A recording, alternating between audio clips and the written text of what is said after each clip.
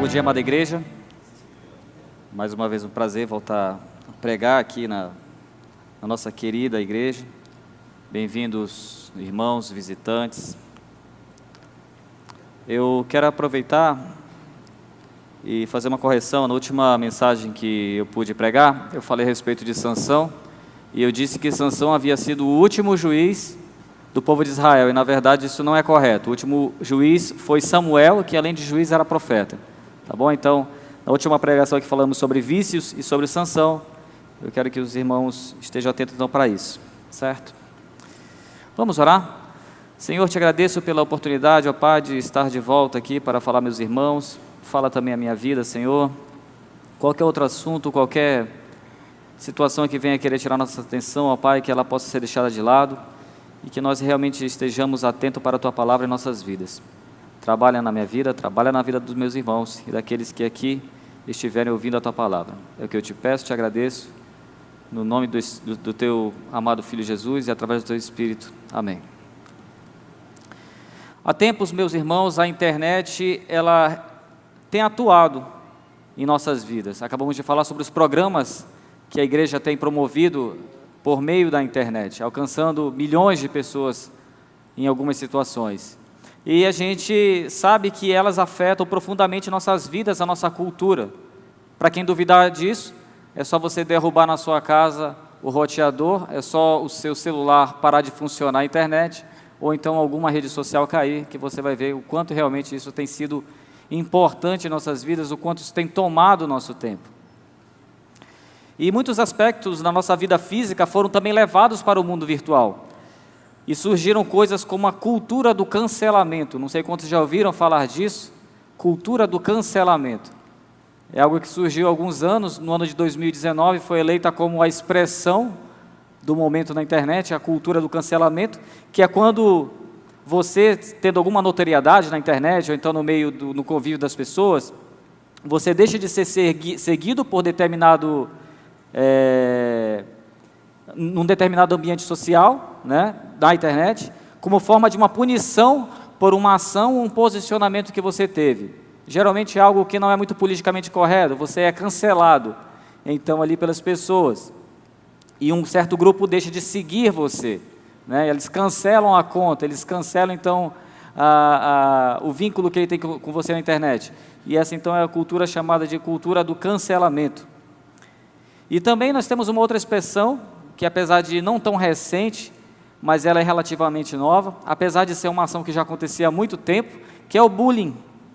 No meu tempo de mais novo não tinha bullying, né? A gente sofria, às vezes eu não sabia que essa expressão seria chamada de bullying, que é quando você de repente não é aceito, geralmente isso acontece nas escolas, e então você, junto aos seus colegas, você sofre uma perseguição, você sofre uma humilhação, e você sofre um certo tipo de cancelamento no mundo real.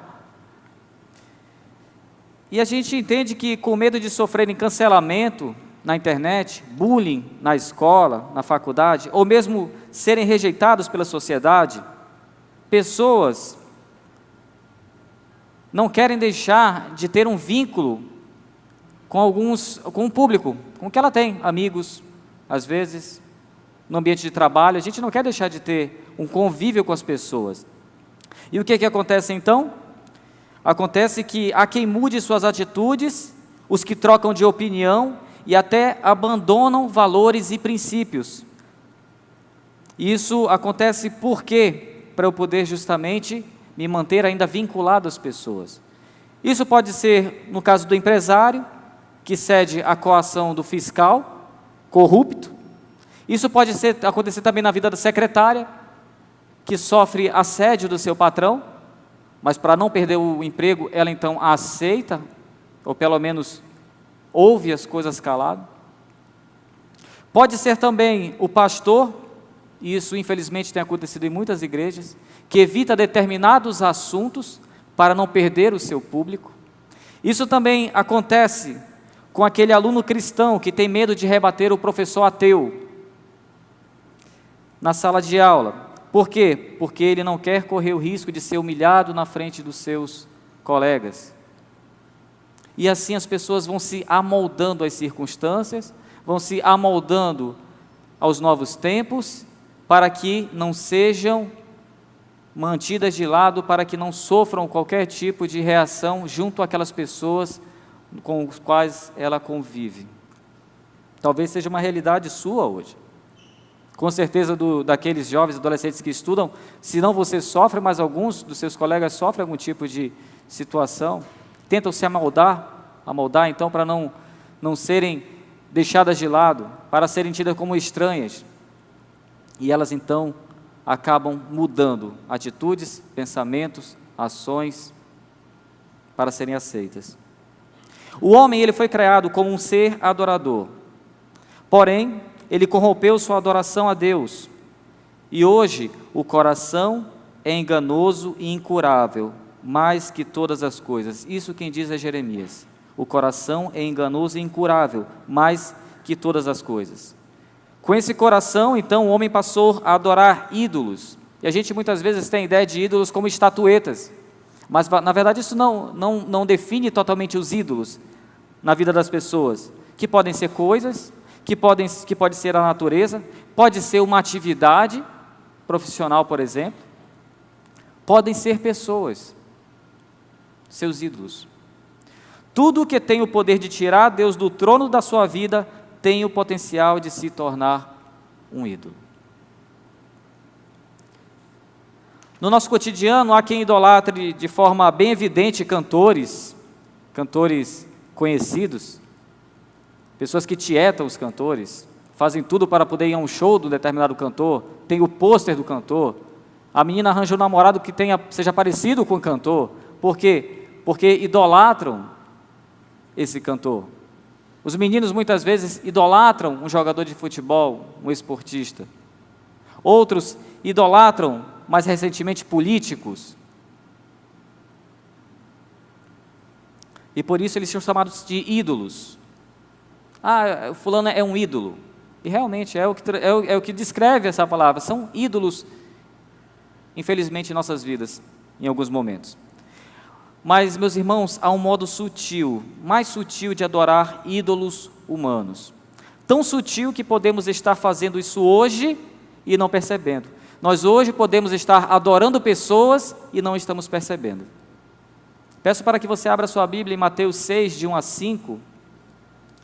E a partir desses versículos nós então vamos entender como é possível adorar outras pessoas e principalmente, como evitar adorá-las. Que atitudes nós temos que tomar ou deixar de tomar para não cairmos nessa cilada de adorar outras pessoas. Mateus 6, de 1 a 5. Diz o seguinte, Jesus falando, Mateus 6, 1 a 5. Cuidado para não praticardes boas obras diante dos homens, a fim de serdes vistos por eles. Do contrário, não tereis recompensa de vosso Pai que está no céu. Assim, quando deres esmolas, não faça tocar trombeta diante de ti, a exemplo dos hipócritas nas sinagogas e nas ruas, para serem glorificados pelos homens. Em verdade vos digo que eles já receberam a sua recompensa. Mas quando deres esmolas à tua mão esquerda, não saiba o que faz a direita, para que a tua esmola fique em segredo, e teu Pai que vê o que é secreto te recompensará. E quando orardes, não sejais como os hipócritas, pois gostam de orar em pé nas sinagogas e nas esquinas das ruas, para serem vistos pelos homens. Em verdade vos digo que eles já receberam a sua recompensa. Eles já receberam a recompensa pelas suas ações. De acordo com o que acontecia aqui, os três princípios, as três principais obrigações dos religiosos judeus era dar esmola, era orar e era jejuar. Mas nós vemos que mesmo sendo essas ações sagradas, ainda assim elas foram corrompidas por motivações erradas. Lembramos no início, o coração do homem corrompido, e com facilidade o homem adultera aquilo que é de Deus. O homem muda a motivação. Por quê? Porque o nosso coração é corrompido. E então, conforme Jesus retrata, para alguns Deus deixou de ser o centro da adoração e eles passaram então a ser o seu próprio Deus. Por quê? Queriam a glória de Deus para si, conforme nós acabamos de ler. E aí eu pergunto para nós, com que motivação você está aqui hoje?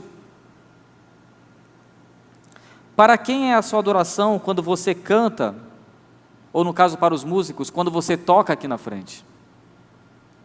É para Deus? Será que é para Deus? Será que realmente fazemos tudo isso para Deus? Um dos pecados mais comuns e do qual nós menos temos ciência, eu vou chamar aqui de temor aos homens. Você já ouviu falar desse pecado, temor a homens? Não é o medo de alguém te bater ou alguém te assaltar. Esse pecado também é conhecido como o desejo de agradar aos outros. Isso é um pecado. Quando isso se torna pecado? É quando busco a aprovação de uma pessoa ou de um grupo de pessoas, mesmo que isso signifique o quê? Desagradar a Deus, pois eu não quero ser rejeitado por essa gente. Então isso se torna um pecado. João 12, 42, 43 diz o seguinte: contudo, muitas autoridades creram nele. Nele quem? Jesus. Mas por causa dos fariseus, não o confessavam, para não serem expulsos da sinagoga, pois preferiam a glória dos homens à glória de Deus. Um cancelamento aqui, a antiga.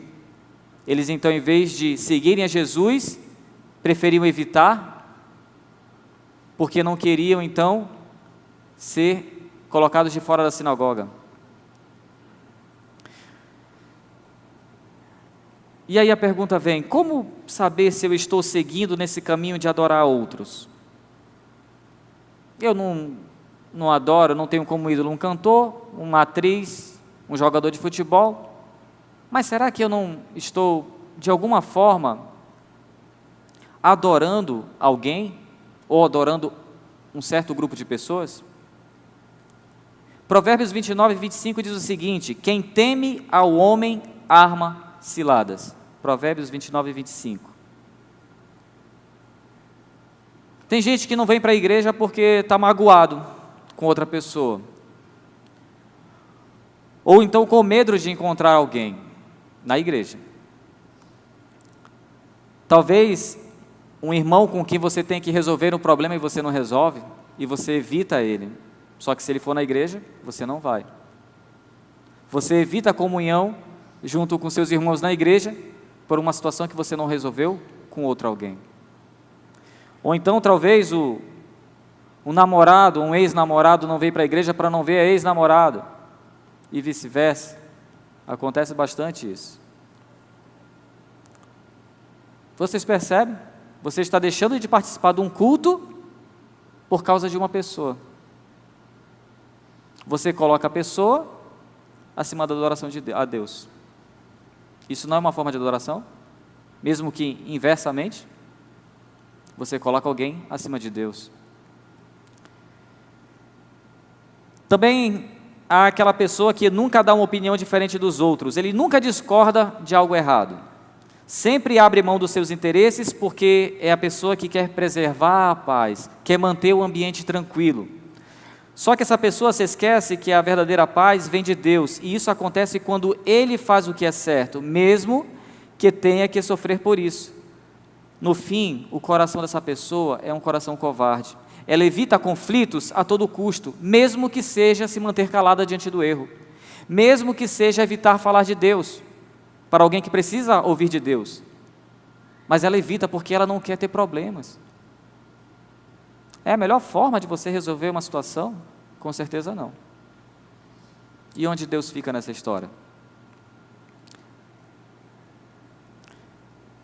Também é aquela pessoa que raramente confronta o pecado na vida de outro crente, para não criar um mal-estar. Tem dificuldade de dizer não quando lhe pedem algo, mesmo já sabendo que não vai poder cumprir. É aquela pessoa que fala sim para todo mundo, mas no final pouco cumpre, porque não tem coragem, não tem a capacidade de dizer um não para alguém, sabendo muitas vezes que o não seria melhor você dar agora do que você ficar enrolando a pessoa, do que você não fazer algo que você prometeu para a pessoa. Mas por quê? Por medo, ela não sabe de dizer não. Você é assim? Tiago 2, 1 a 4 diz: se entrar alguém na sinagoga, senta no lugar de honra, E aí depois em outro momento ele fala, se alguém entrar na sinagoga e for alguém pobre, fica aqui, sentado no chão. Tiago fala aos judeus, na sua carta. E a gente vê, né, como tem pessoas interesseiras às vezes. Se de repente chegar aqui um deputado, será que ele vai ter o mesmo tratamento de um mendigo que entra nessa porta? Deveria. Porque a partir do momento que nós fazemos então esse tipo de desassociação de pessoas, nós estamos então fazendo o quê? Acepção de pessoas. Nós estamos colocando algumas pessoas em maior posição que outra. Isso é pecado. De uma certa forma, nós estamos adorando pessoas, colocando pessoas no pedestal. E Tiago já fala aqui, isso é errado. É interesse. São pessoas que só querem andar com quem pode lhe trazer destaque, ou faz as coisas para quem pode dar algum retorno. Tem gente que às vezes só gosta de andar com gente rica, tem gente que gosta de andar com gente popular, tem gente que gosta de andar com pessoas que podem de alguma forma lhe beneficiar. Tem um canal aqui para um emprego novo, vou começar a interagir com essa pessoa, por interesse. Isso é pecado. Não é pecado você interagir com as pessoas, mas qual a motivação que você está fazendo isso? Se de repente o irmão mais pobre vem conversar com você, você evita ele para poder então buscar o outro? Você acha que isso é correto? Isso é um pecado. Talvez nós até cometamos ele com mais frequência do que nós pensemos. Então por isso nós devemos estar atentos também. É extremamente sensível, são pessoas que adoram os outros, aquelas que são extremamente sensíveis quando alguém repreende, corrige ela, e quando recebe reprovação de outros. Ela não aceita ser reprovada, porque ela quer sempre ser aceita. E pelo seu orgulho ela não aceita então a repreensão. Na frente dos outros faz as coisas bem feito, mas quando não estão vendo, é tudo feito de qualquer jeito. Vocês conhecem gente assim? Que na frente das pessoas fazem um ótimo serviço, mas quando não tem ninguém vendo, vai de qualquer jeito. Quando, na verdade, nós sabemos que tudo que nós façamos, independente de onde fazemos, nós devemos fazer para quem? Para Deus. E para Deus nós devemos fazer o melhor. Será que temos feito? Quem tem temor a homens, adora homens, nunca está contente com o que Deus dá para ele. Por isso, vive tentado a possuir o quê? Mais autoridade, maior honra, ter mais influência e também adquirir mais bens. Afinal, só é feliz se tiver o aplauso de alguns e também só é feliz se conseguir criar inveja em outros. Tem gente que tem o prazer de fazer isso, né? Deixar os outros com inveja. Por quê? É a glória para ele. Deus não é suficiente, Deus não lhe preenche. Ela precisa ser glorificada. Precisa receber aplausos. Esse é o tipo de gente que adora, que ama o bater de palmas, que ama então as outras pessoas, a aceitação de outras pessoas. Mas, meus amados, não é porque a gente não deva viver assim, que nós vamos deixar de tratar as pessoas bem. Não é porque Deus fala que nós não devemos adorar os outros homens, que nós vamos então ser antissociais com as pessoas, ser grosseiras com as pessoas, porque já é o outro lado da moeda, né? Pelo contrário, nós devemos tratar bem as pessoas, mas com a motivação correta. Não é porque... Ou melhor, temos que entender que Deus não nos manda deixar de amar as pessoas. O que Ele quer é que amemos Ele em primeiro lugar, e o amor às pessoas é consequência disso. Não é o que Ele fala? Amai a Deus sobre todas as coisas, e ao próximo como a ti mesmo. Deus em primeiro lugar, logo em seguida ao próximo. E como é que eu posso fazer isso? Tendo um bom nome na praça. Baseado nisso, a Bíblia ensina que devemos manter um bom nome pela causa de Cristo, Veja em Provérbios 22:1, que diz o seguinte: é melhor ser respeitado do que ser rico, é melhor ser amado do que ter uma fortuna em ouro e prata. Mas o contrário disso é o que vemos certos pastores e crentes, muito mau caráter, muito mau exemplo, que têm roubado igrejas, que têm mentido para outros irmãos, que têm dado calote, e essas pessoas têm prejudicado tanto o Evangelho, que hoje, infelizmente, o termo evangélico é motivo de chacota no mundo, no meio das outras pessoas. Pastor, hoje em dia, é sinônimo de ladrão, pela má reputação, pela má ação dessas pessoas, que não mantiveram um bom nome diante da sociedade, diante de seus irmãos, diante das pessoas. Um outro modo de amar as pessoas, de amar Deus, mas também ao próximo, é honrando os nossos pais, honrando os nossos superiores, honrando nossos chefes. Devemos agradar, honrar e obedecer nossos pais, governantes, superiores, porque a Bíblia ensina assim.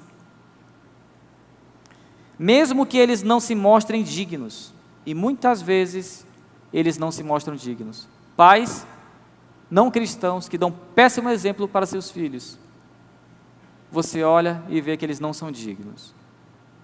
Mais do que nossos políticos, nossos governantes, muitos deles corruptos, e ainda assim nós somos ensinados, nós somos então encorajados a ainda assim honrá-los. Por que fazer isso? Meus irmãos, porque é um mandamento, Deus manda fazer, a gente faz.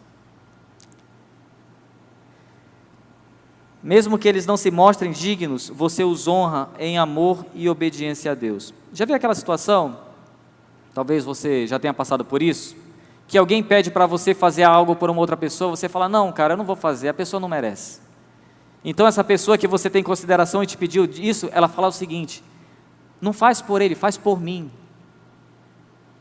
Entendeu? Eu estou te pedindo para fazer isso, não por ele, faz por mim. Se você não faz por ele, faça por mim. E é isso que Deus pede para nós.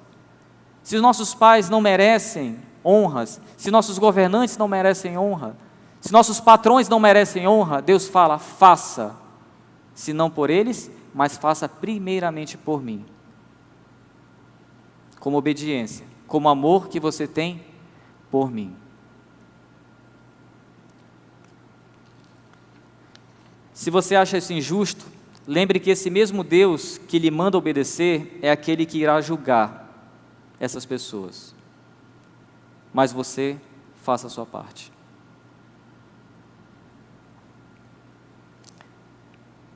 Uma outra forma de agradar a Deus e agradar ao próximo é agradar ao nosso cônjuge, é agradar ao nosso marido, é agradar à nossa esposa. Efésios 5, 29 e depois o versículo 25 diz o seguinte: mulheres, cada uma de vós seja submissa ao marido, assim como ao Senhor. E no versículo 25, maridos, cada um de vós ame a sua mulher, assim como Cristo amou a igreja e a si mesmo se entregou por ela. A Bíblia é bem simples, prática.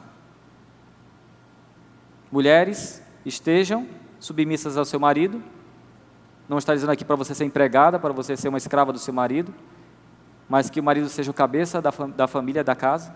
E marido, não explore sua mulher, mas a ame, a ponto de entregar sua vida por ela. Depois de Deus, o marido e a esposa é a pessoa a quem você mais deve agradar. E não poucas vezes é a pessoa que infelizmente mais sofre com a nossa falta de respeito. Através de agressões verbais, através até mesmo de agressões físicas. E o questionamento fica, meus irmãos, o quanto temos realmente honrado nosso Deus em nosso lar.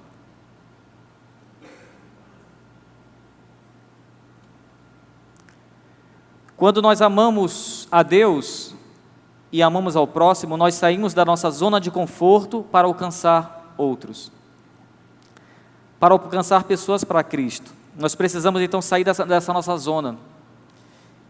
Olha o que diz 1 Coríntios 9, 19 e depois o versículo 22 e 23. Pois sendo livre de todos, tornei-me escravo de todos para ganhar o maior número possível. 22. Para os fracos, tornei-me fraco, para ganhar os fracos.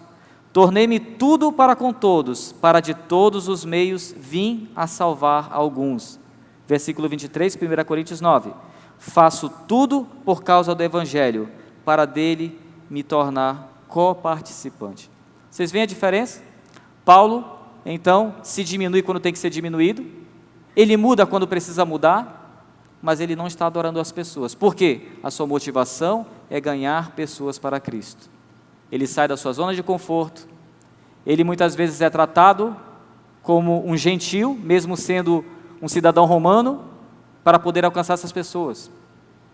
É alguém que sofre, que apanha, que é perseguido, para poder buscar pessoas para Cristo. Nós temos nos motivado, nós temos trabalhado, nós temos suado, sangrado, chorado pelas pessoas, por amor a Cristo. Se dizemos que amamos a Deus e não praticamos isso, será que realmente temos amado a Deus sobre todas as coisas?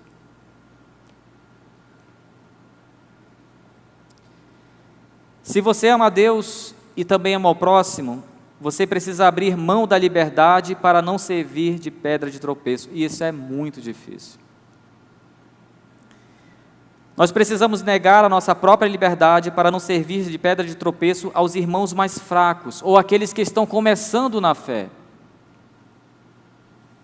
Aqui é um questionamento, em Romanos 15, de 1 a 3, que diz o seguinte, Romanos 15, de 1 a 3, diz assim: nós, que somos fortes, temos o dever de suportar as fraquezas dos fracos, em vez de agradar a nós mesmos. Portanto, cada um de nós deve agradar ao próximo, visando o que é bom para a edificação dele.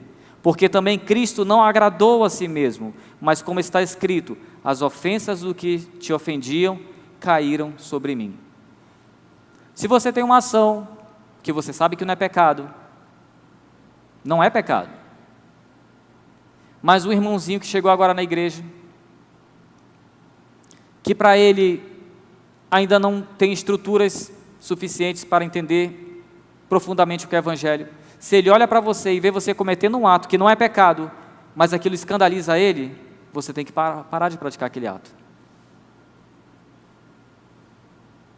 Você chega então com seu irmão, com todo amor, explica para ele, trabalha com ele, ensina para ele e mostra para ele então que sua ação não é uma ação pecaminosa. Mas geralmente o que nós fazemos? Eu vou fazer isso mesmo, ele está errado, se ele quiser se escandalizar, que ele vá para lá. Não é?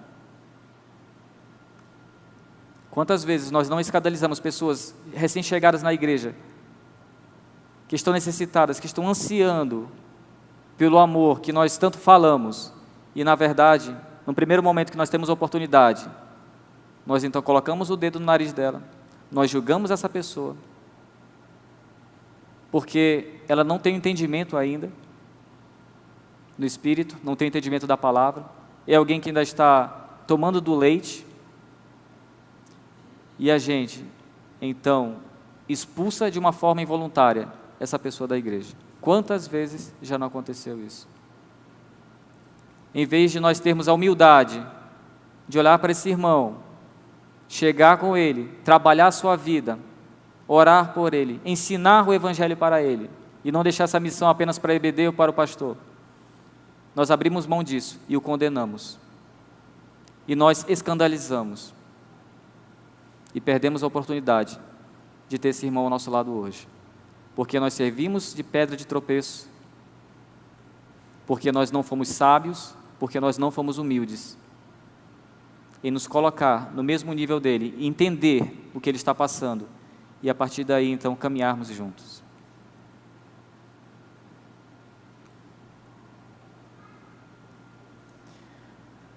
Já chegando no final,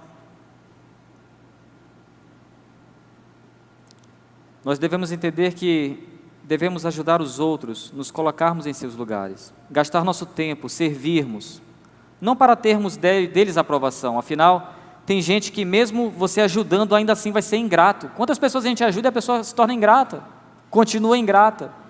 A gente que você vai ajudar e vai pagar o teu bem com o mal. Mas ainda assim você não deve deixar de praticar. Você não deve tentar deixar de ajudar. Porque você é alguém que gosta de sofrer? Não. Mas é porque é uma ordenança de Deus. Deus fala, faça por mim. Nenhum cristão deve pagar o mal com o mal.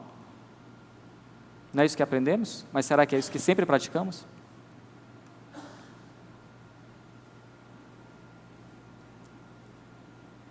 Façamos por amor a Deus, pela aprovação do homem? Não, mas pela aprovação de Deus. Amados, a essência dessa pregação ela é bem simples, e eu espero que você tenha absorvido isso. Eu apresentei aqui 2 modos de vida que você pode viver. O primeiro modo é que você decida agradar primeiramente a Deus e colocá-lo como o centro de sua vida. Isso vai fazer com que Deus seja glorificado.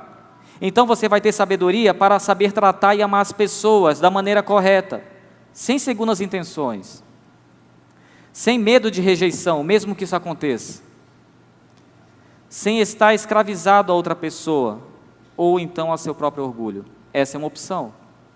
A outra opção de vida que você pode ter é escolher buscar a aprovação das pessoas acima da aprovação de Deus.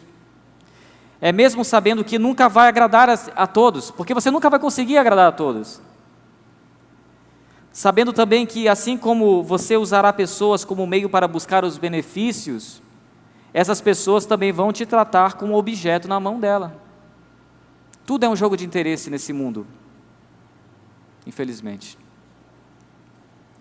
As pessoas vão te usar, as pessoas vão te dominar.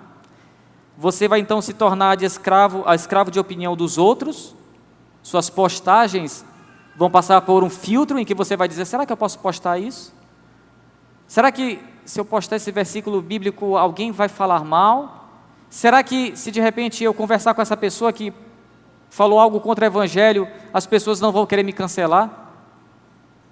E assim a gente começa a viver então baseado na opinião dos outros, escravo da opinião dos outros, e não livres em Cristo. E esse tipo de vida é aquela que diz que viva como se Deus não existisse como Senhor, mas esteja preparado para um dia ouvir desse mesmo Deus, louco, esta noite te pedirão a tua alma, e o que tens preparado para quem será?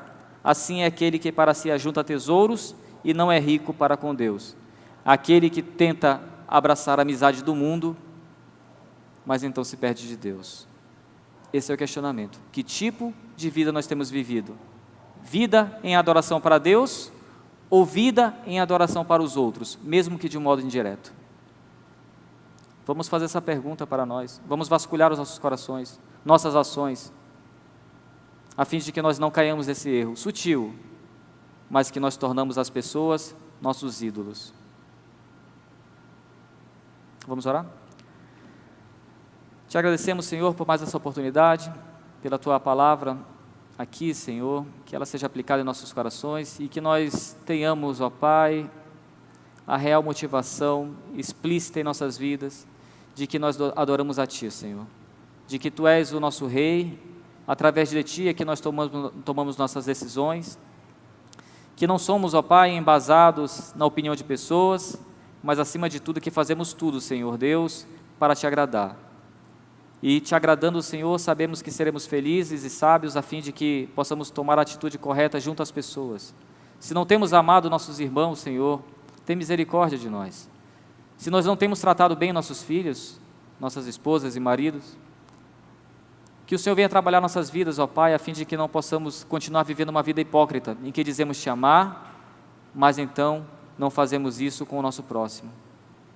Que do mesmo modo, ó Pai, possamos viver o Teu amor aqui na igreja e fora dela, alcançando outros através do exemplo, Senhor Deus, embasado em Cristo Jesus em nossas vidas.